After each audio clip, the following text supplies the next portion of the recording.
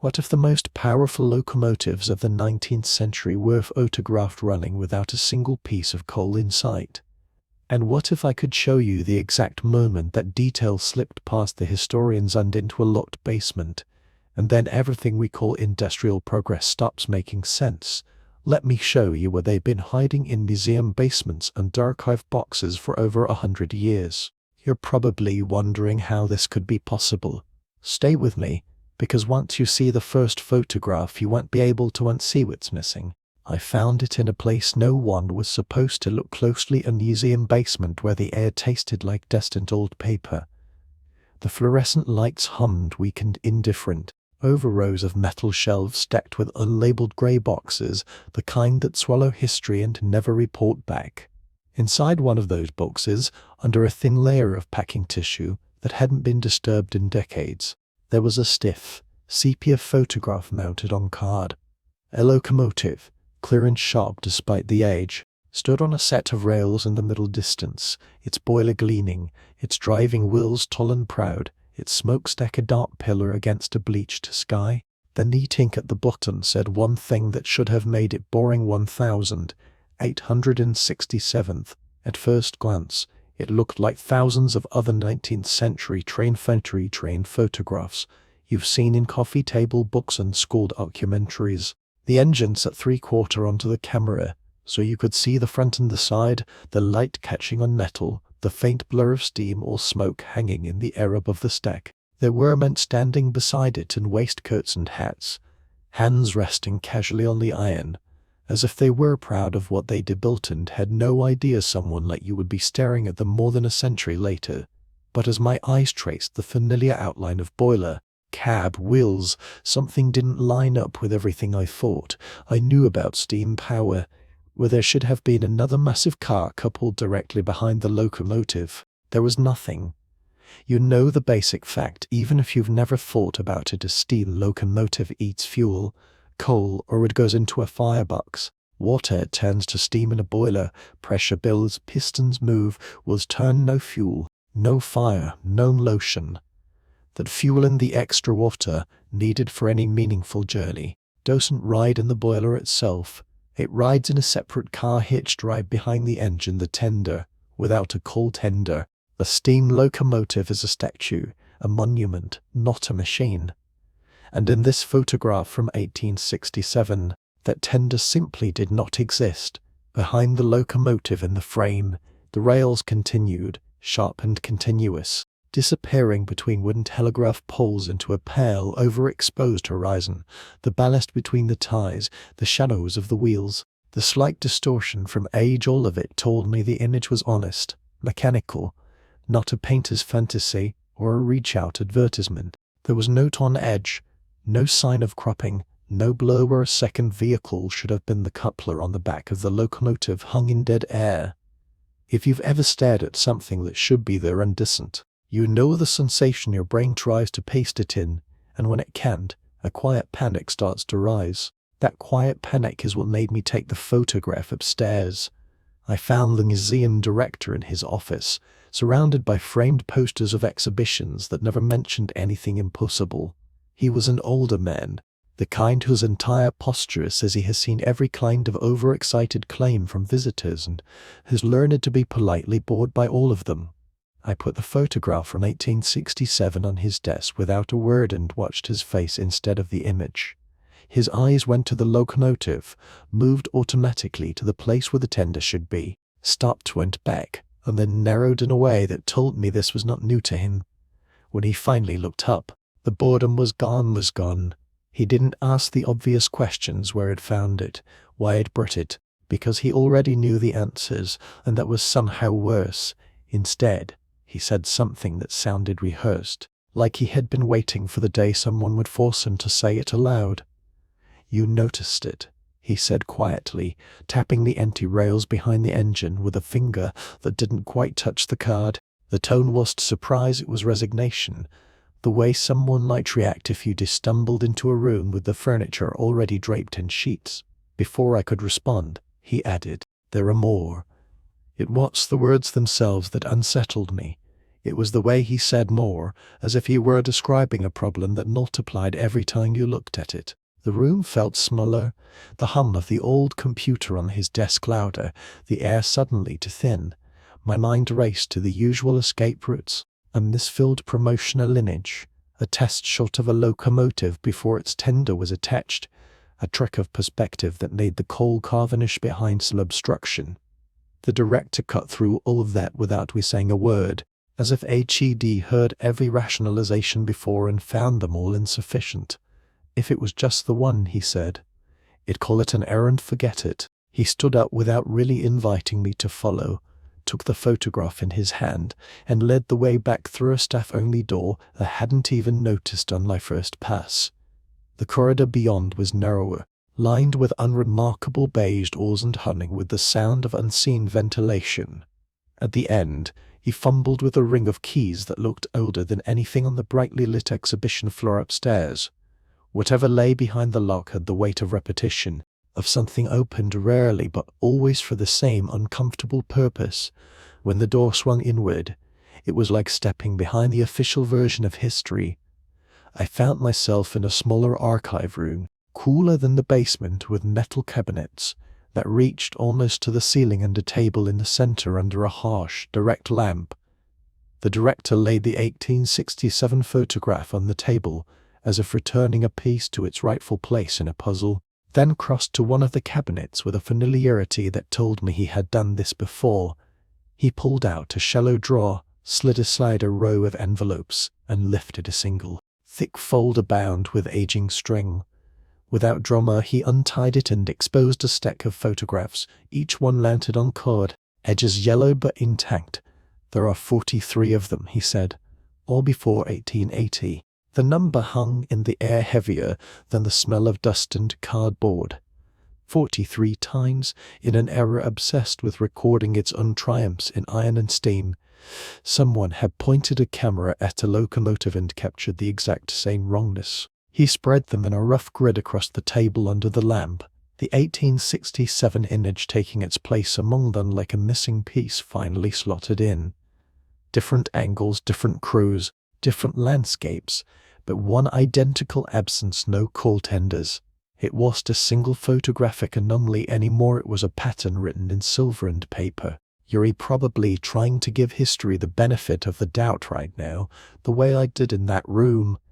You might be thinking these were ceremonial shots, engines posed alone before the tender was hitched, the standard practice no one had bothered to mention in the textbooks, or that the tender sat just outside the frame, an inconvenient truth cropped away by early photographers more interested in aesthetics than engineering accuracy. The problem is, 43 separate photographers across more than a decade in completely different settings, all making the exact same compositional mistake stretches coincidence past its breaking point. It wasn't one misframed moment. It was a systematic absence. I picked up one card at random from the spread, careful not to smear its surface, and held it closer to the light. The locomotive profile was crisp, every riveted handrail thrown into relief by the harsh midday sun captured long ago. The shadows beneath the engine confirmed the angle of the light. The rails ran true. The background fell away, a blur of structures and sky. But back at the coupling there was only empty space, the tidy geometry of rails without interruption, as if the engine were designed to exist as a self-contained unit. The more I looked, the more it felt like the photograph was revealing a truth rather than omitting one. It wasn't progress, it was regression. The thought came unbidden, and I didn't dare say it aloud yet, but it launched itself like a splinter. We are taught that the 19th century marched in a straight line from crude, experimental engines to more efficient, more powerful versions of the same coal-burning design, each one a refinement of the last. But these images suggested something else, a fork in the path that had been carefully smoothed over in the stories we repeat.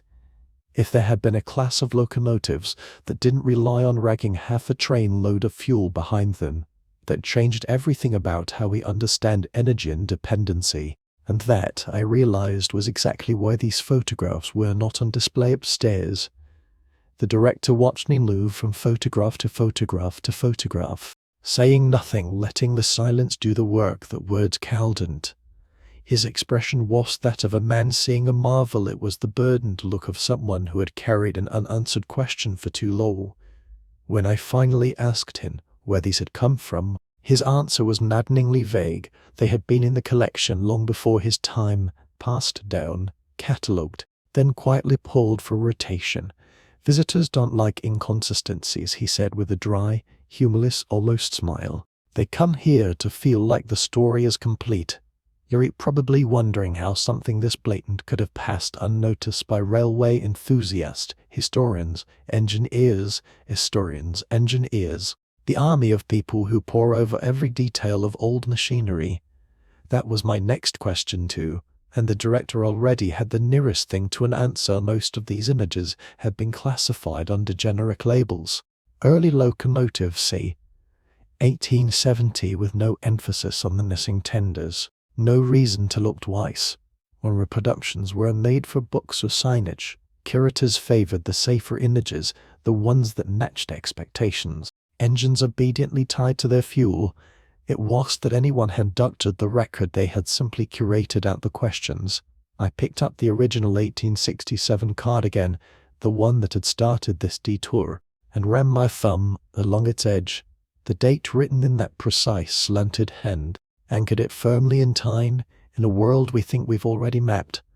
1867 is too early for experimental electric locomotives, too late for primitive misunderstandings of how steam worked. It sits in the heart of the steam age, when the rules were supposed to be settled, and yet here was an engine, proudly displayed, missing the very component those rules insist is non-negotiable. If it was a mistake, then the rulebook itself had been edited after the fact. It was just a technical problem, it was a psychological one. Everything in you wants to push this anomaly aside, to tuck it into a mental drawer labeled odd but irrelevant, because accepting it as real forces too many other pieces to move. That resistance is exactly what whoever buried these images was counting on, not a grand, overt suppression, but a quiet, selective decision not to look too closely. 43 photographs can sit in a folder for a century if no one is willing to ask the question that makes their presence intolerable. I was already past that point. The director finally broke the silence with a question of his own. What do you think you're looking at?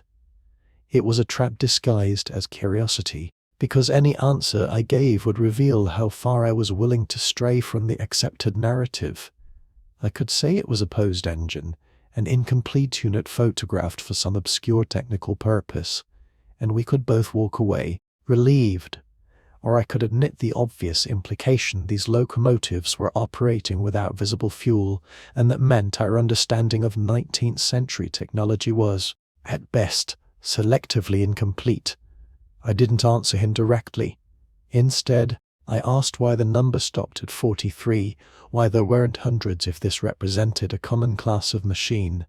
His reply was simple and devastating, because after a certain point, the photographs change.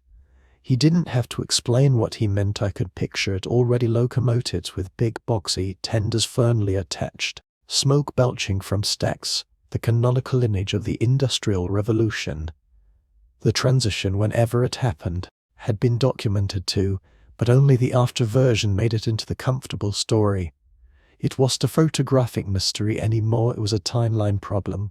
Something existed, in steel and steam, that didn't fit the narrative of ever-increasing fuel dependency, and then it vanished so thoroughly that only a handful of images and a few uneasy archivists remembered.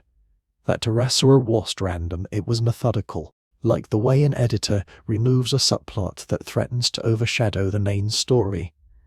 Standing in that archive room, staring at 43 engines that shouldn't have been able to move and yet clearly had, I realized the photographs were not the anomaly. The anomaly was the version of history we'd been given. By now, you can feel that cognitive dissonance spilling at the edges of what you know about trains, about energy, about the straight line of progress they told you to trust. A locomotive without a coal tender is a visual contradiction, but it's also an invitation, a doorway into a world where different rules applied and then were quietly revoked. You've seen the first crack in the facade, a single photograph from 1867 that refuses to behave, multiplied by 40 to others that prove it was an accident.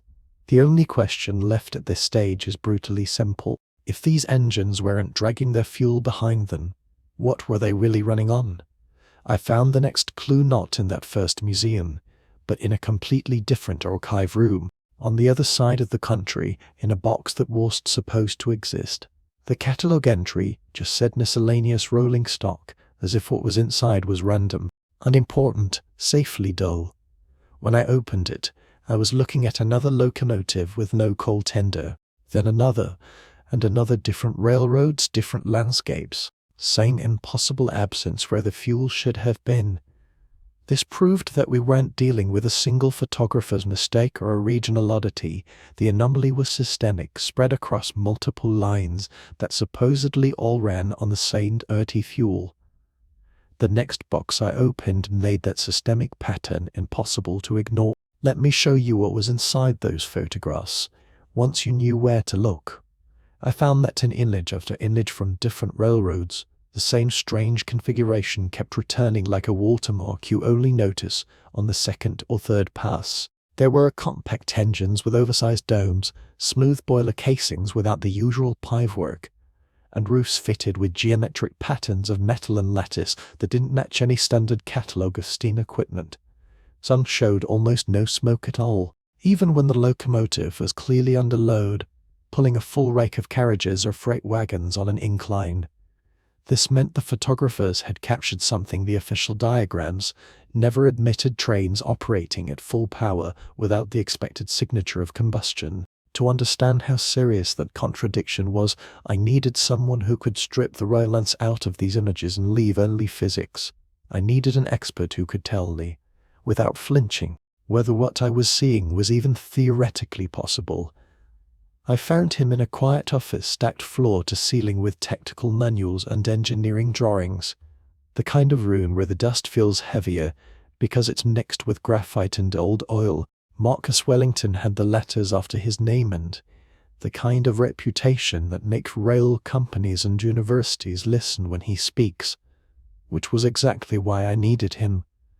I laid the photographs out on his desk, careful not to say what I thought they were, and watched his face as he scanned each one.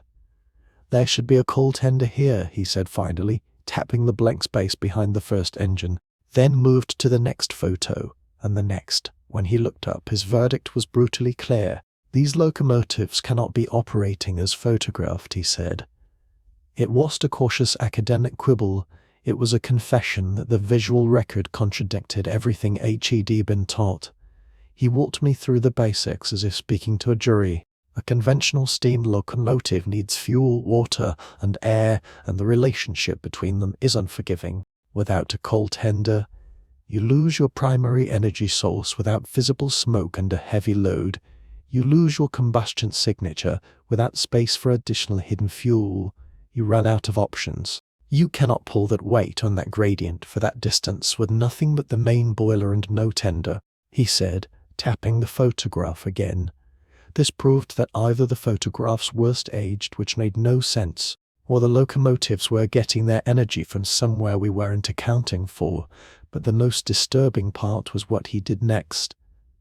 I found that when I pushed him on alternatives, compressed fuel, hidden oil tanks, clever optical tricks, he didn't reach for exotic explanations, he reached for the archive.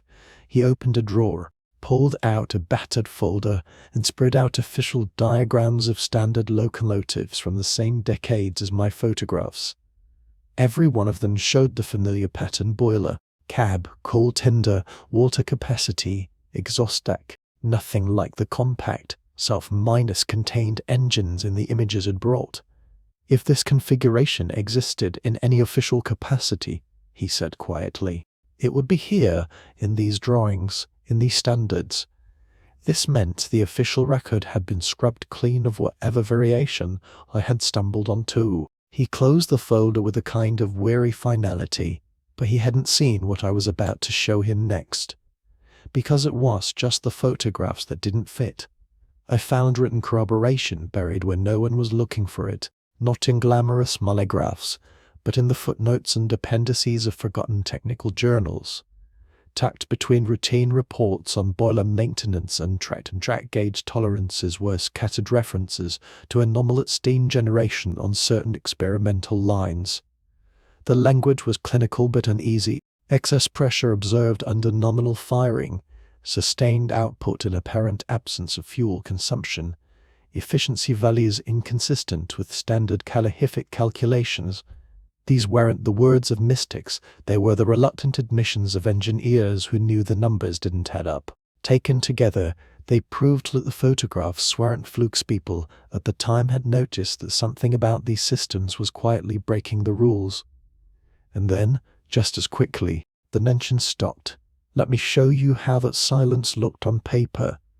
I found that if you mapped the dates of those references, a pattern emerged as stark as a flat line on a heart monitor. For a brief window, barely a handful of years, reports of anomalous steam behavior appeared across different publications, linked to different railroads in different regions. Then within the span of a few issues, the vocabulary changed, the anomalies vanished, replaced by mundane discussions of fuel costs and incremental boiler improvement. It was that the problem had been solved and documented. It was that the problem had been folded back into invisibility. This meant someone, somewhere, had decided that whatever was happening with those anomalous engines did not belong in the official conversation. To understand why, I had to read the one document that didn't speak in euphemisms. It wasn't a technical report, it was something much more dangerous.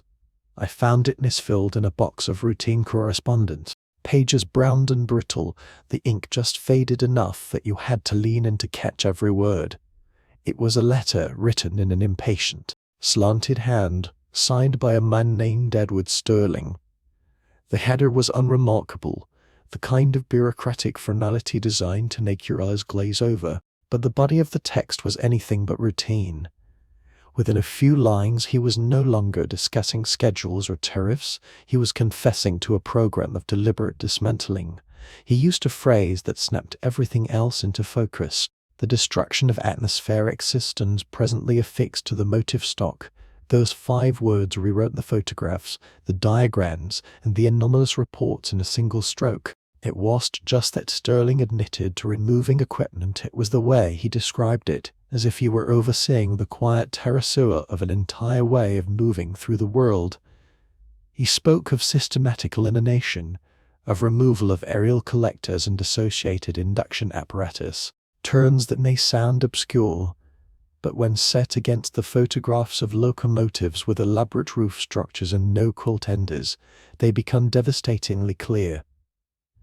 All atmospheric systems are to be rendered inoperative and replaced with standard fuel apparatus to ensure uniformity of supply and accounting, he wrote, as if this were merely a matter of bookkeeping. This proved that the missing tenders in the photos weren't accidents, they were snapshots of a different energy regime in the moments before it was forcibly retired. But the letter also raised a darker question. Why would someone order the destruction of a technology that could produce anomalous steam without consuming visible fuel? You're probably already tracing the outlines of the motive they never put in writing: dependency, profit, control. If a locomotive raw power from the atmosphere, if its fuel is not a commodity you can dig, sell, and meter, then the entire economic logic of the railway changes. No coal contracts, no fuel shortages to exploit, no strategic choke points to leverage just movement, cheap and indifferent to mine ownership. The preservation of regular supply arrangements is paramount, Sterling wrote. One of the few places where the mask slipped enough to show what he was really protecting. This meant the atmospheric systems weren't abandoned because they failed, they were dismantled because they worked too well. But I still needed to know whether any trace of those systems had survived in the physical world, not just on paper. It wasn't enough to have a confession, I needed a body. I found partial corroboration in the margins of maintenance logs, where hurried hands had scribbled notes that the main report carefully ignored. Phrases like removal of upper collectors completed, auxiliary coils disconnected, awaiting scrap, and roof apparatus appeared in the same time frame as Sterling's letter. There were no diagrams attached, no proud illustrations of the devices being removed, just the flat acknowledgement that something once there was now gone. In a few cases, the entries were followed by notations about increased fuel consumption, as if the crews were suddenly shocked by how much coal they now needed to move the same loads. This proved that whatever these collectors and coils had been doing, their absence was measurable and costly. But the people paying that cost weren't the ones issuing the orders. The orders were coming from somewhere that never had to shovel a single piece of coal. Let me show you how Drive Wellington reacted when I put Sterling-S letter in front of him. I found him slower to speak this time, the brisk certainty of the first meeting replaced by a more haunted calculation. He read the letter twice, then set it down between us like a piece of unexploded ordnance. "If this is authentic," he said, "then those photographs are not mistakes, and those anomalies were not mismeasurements." He pointed back and forth between the images of tenderless engines and the neat, bureaucratic cruelty of Sterling-S directive. "You were looking at the before and after of the same system," he said. This meant an expert trained entirely within the orthodox narrative was now acknowledging that something had been present, had worked, and had then been very deliberately removed. But he still resisted one word, the word that kept punching through Sterling-S letter like a recurring bruise: atmospheric. It was a word rail historians like to use because it belongs to a category of experiments they prefer to relegate to failed curiosities, vacuum tubes, pressure lines, sealed conduits. But Sterling was talking about trackside infrastructure. He was talking about systems affixed to the motor stock, mounted on the locomotives themselves. When you align that phrase with the photographs of engines crowned with intricate metal frameworks and the reports of anomalous steam generation and a minimal firing, the outline is impossible to dismiss. You don't need to know the exact equations to understand the shape. Some method of drawing usable energy from the surrounding air, converting atmospheric conditions into motion without burning proportional amounts of fuel.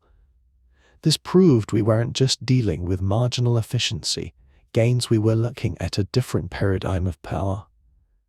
And that is exactly the sort of thing you cannot allow to coexist with a business model built on selling fuel. It wasn't an engine nearing failure, it was an economic threat. What do you think is really driving the uncertainty here? Tell me in the comments. I found that once you allowed yourself to see it as an economic decision, the scattered pieces of the record began to align with chilling precision. The sudden halt in publications about anomalous engines coincided with vigorous public campaigns touting the reliability and necessity of coal, along with carefully staged photographs of locomotives belching heroic plumes of smoke. The message was clear: heroic plumes of smoke. Progress equals more fuel, more consumption, more visible waste. Against that backdrop, a near-minus silent engine crowned with atmospheric apparatus would not have looked like heresy. This meant the atmospheric systems had to vanish not only from the hardware, but from the story told about what technology was supposed to be. But even in a cleaned minus-up narrative, small cracks remained. Those cracks were where the survivors spoke, often without realizing the significance of what they were saying. I found testimonies from old railway workers, preserved in local histories and oral archives, where they described the quiet engines that had once run certain short routes. They didn't have the vocabulary to explain it, they just remembered that these locomotives used less coal, made less smoke, and were retired or refitted all of a sudden after visits from the men from headquarters. Buried among charming anecdotes about station life and favorite conductors were offhand remarks like, "We didn't understand why they took those off. They were the best we ever had." No diagrams, no technical explanations, just the bewilderment of people watching something efficient and dependable be replaced with something dirtier and nadier. This proved that the emotional memory of the technology-S loss persisted even when the technical language had been stripped away, but memory alone wasn't enough to satisfy the kind of doubt that keeps you up at night. For that, I had to return once more to the photographs. Let me show you what changed when I looked at them with Sterling-S words in mind. I found myself no longer seeing empty roofs or decorations, but the ghosts of collectors and induction apparatus that his directive had ordered destroyed. The lattice-work structures suddenly resembled arrays. The oversized domes looked less like stylistic flourishes and more like housings for something no longer named. In some frames, faint cabling or piping reached upward in ways that made no sense if they were only dealing with steam and smoke, but made perfect sense if they were meant to interact with the air itself. Affixed to the motive stock, he had written, and here they were affixed, photographed, evidence that someone had once considered the sky a source of power, not just a backdrop. This meant we were no longer speculating about what might have been there. We were seeing the missing systems in negative, defined by the bureaucratic violence that had removed them. But there was still one nagging question. If the atmospheric systems were so effective, why didn't anyone fight hard to keep them? I found the answer in the structure of the industries involved, in the way ownership and supply were entangled. The railroads did not merely buy coal, the same interest soft and controlled both the lines and the mines, turning fuel from a cost into a profit center. In that configuration, every ton of coal burned by a locomotive was money safely cycled within the same circle, reinforcing a dependency that could be forecast, priced, and leveraged. An engine that reduced the burn rate or bypassed it entirely by drawing on atmospheric charge did not look like a gift, it looked like a leak in the system. This proved that what was efficient from an engineering standpoint could be dangerous from an economic one, and dangerous things in such systems do not survive. It wasn't ignorance of a better way, it was enforcement of a worse one. I found myself returning over and over to drive Wellington's first comment. These locomotives cannot be operating as photographed. At the time, it sounded like a denial in light of Sterling's letter in the anomalous reports. It became something else, a clue to the shape of the erasure. They cannot be operating as photographed if you assume the only valid form of power is combustion, if you assume that progress is measured in how much fuel you can afford to burn. But if you allow, even for a moment, that progress might once have meant less fuel, less waste, more direct interaction with the environment, then the photographs stop being impossible and start being intolerable to the story we were given. This meant that the real impossibility was not the engines themselves, but the idea that they were allowed to fade into obscurity without a fight. And that realization led directly to the final, devastating connection. The atmospheric locomotives weren't just destroyed, they were turned into proof that they had never existed at all. I found the clearest expression of that trick not in an archive, but in a fenced minus-off corner of a rail yard, where a single locomotive sat under a peeling coat of paint, labeled as non-minus operational exhibit. Up close, under the rust in the museum signage, the strange configuration we had been chasing was still there, paired vertical rods along the boiler, ribbed bands around the smokestack, and a segmented dome with geometric patterns cut into metal that was far too thick to be decoration. The coal tender was a later addition, crudely bolted on, its fittings not quite matching, as if someone had forced a new story onto an older machine. This proved that at least one atmospheric system had survived conversion, and is filled in plain sight as an obsolete steam curiosity. But to read what it really was, I needed someone who could see electricity in metal the way Wellington saw impossible pressure in a blueprint. I found that interpreter in drive, Sarah Chen, an electrical engineer whose entire career had been spent designing and troubleshooting large minus-scale power systems, standing beside the locomotive. She ignored the boiler at first and ran her hand along the bands and rods, tracing invisible circuits in the air before she spoke. "This is an induction layout," she said, not guessing, not speculating, just recognizing, and then she began to explain the basic, brutal simplicity of electromagnetic induction. Move a conductor through a changing magnetic field, and you get current every time. No fuel required.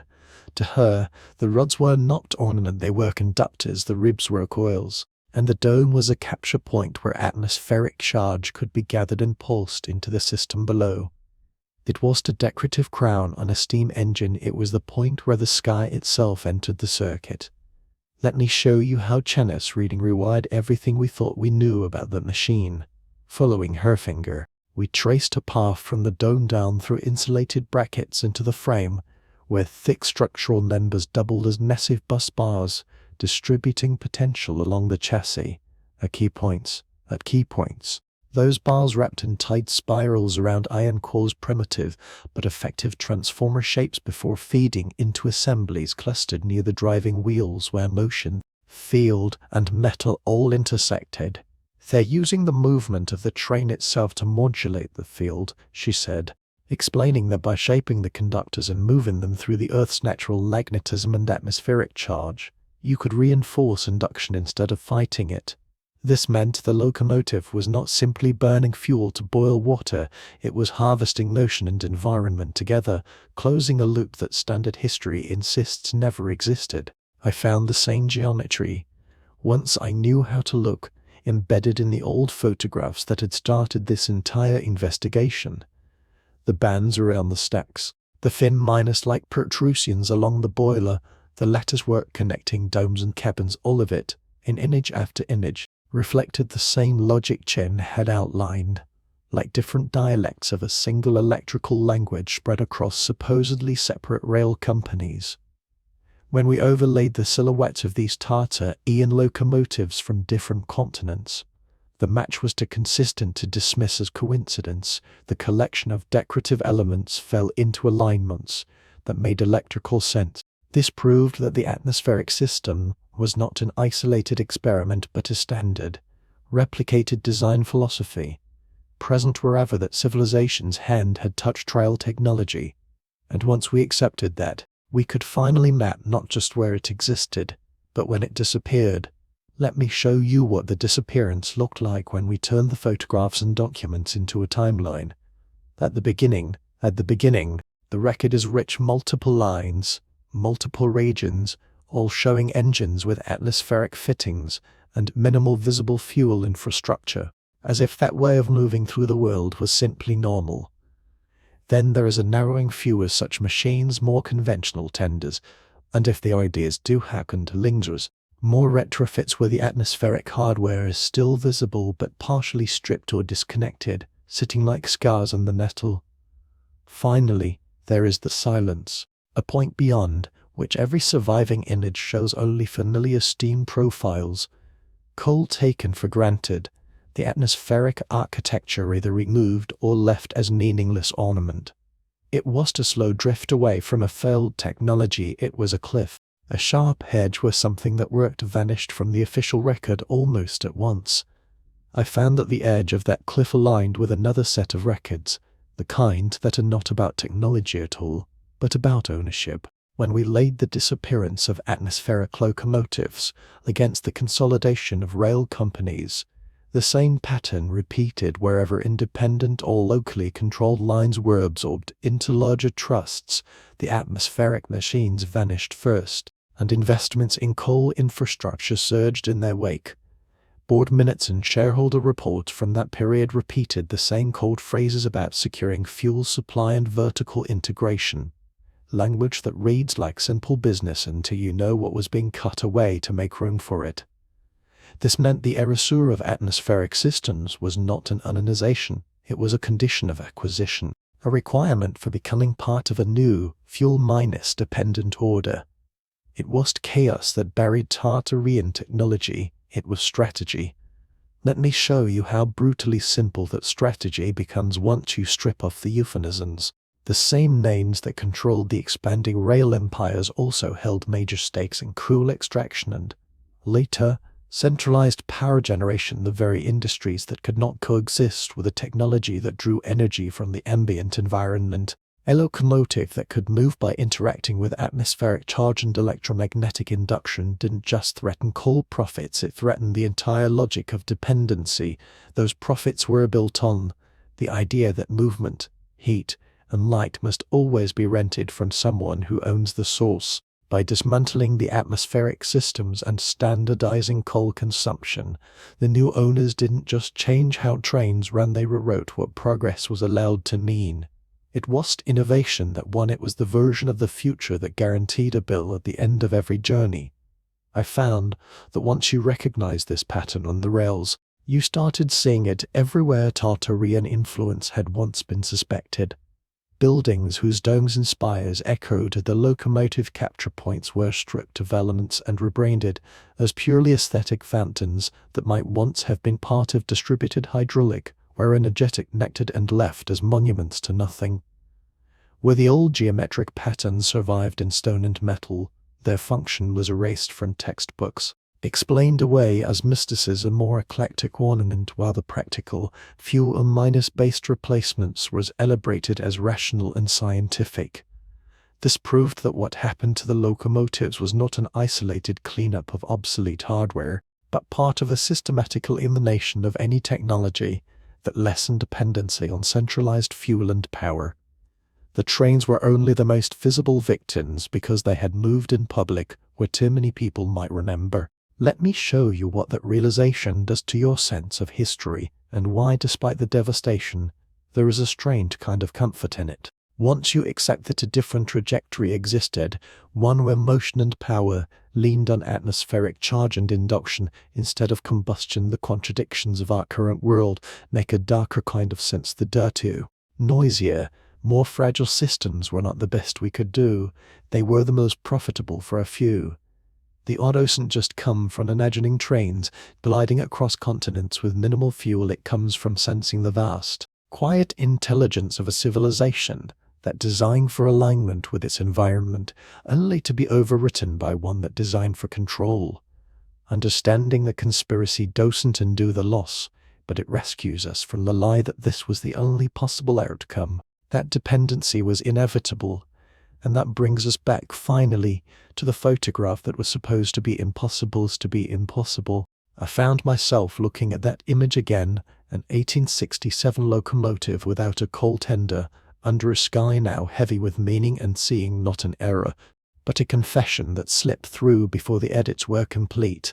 The bands around its stack, the rods along its boiler, the peculiar dome above the cabin are no longer anomalies, they are the exposed circuitry of a technology that refused to hide what it was drawing from. Dr. Wellington's insistence that it cannot be operating as photographed and drive. Jenna's quiet explanation of how it could now sit side by side in my mind, resolving into a single, devastating truth: it could operate, and that was the problem. The photograph was never the impossibility, it was the world that followed, where every trace of what it showed had to be melted down, misfilled, or mocked into oblivion so that we would accept smoke and scarcity as the natural price of movement. The Tartarian locomotives knew better, and that is exactly why they had to be destroyed, turned into proof that they had never existed at all. Let me show you how that realization follows you out of the archive, how it changes the way the ordinary world looks. A rail yard becomes a crime scene, rows of standardized engines, every curve optimized for combustion, every surface stripped of anything that doesn't serve fuel or speed. A museum label that once sounded neutral, decorative brass, ornamental cupola, aesthetic detail, starts reading like a confession of ignorance or complicity. A neat little tombstone for a function no one is allowed to name. Even the dust feels different once you know this. It isn't just neglect, it's the residue of a deliberate forgetting, settled over metal and stone that once did more than we are told. And once you've seen that, you can't help wondering what else is still hiding in plain sight. I found that this question doesn't just point backward toward Tartarian, it points sideways into the present, into the devices and infrastructures we're told are cutting minus edge. When you know that an entire class of working atmospheric systems was dismantled and mocked into myth, it becomes harder to take contemporary narratives of inevitable fuel dependence at face value.